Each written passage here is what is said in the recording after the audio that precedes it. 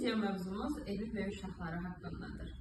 Hansı ki o uşaqlara aşırı dərəcədə məsuliyyət yükləyirlər.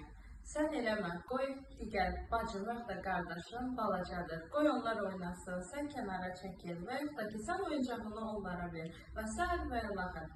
Bu kimi ifadələr övladınızı həddindən artıq məsuliyyətli edə bilər. Sözsüz ki, övladınızın məsuliyyətli olması gözəl bir şeydir. Övladınıza bu cür yanaşaraq əslində onların ehtiyaclarını və istəklərini görməzdən gəlmiş olursunuz.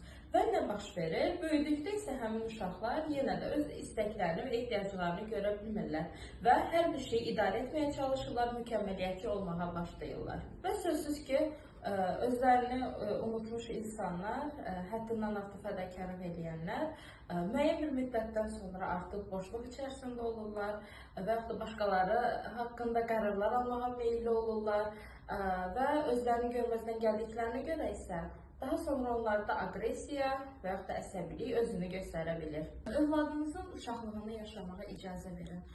Bəli, onun məsuliyyət olması üçün də çalışmalısınız, amma onun ehtiyaclarını, istəklərini görməzdən gəlməyin. Evin neçənci uşağı olur olsun, o yenə də övladdır, o uşaqlığını yaşamaq istəyir və bunu onun əlindən almayın.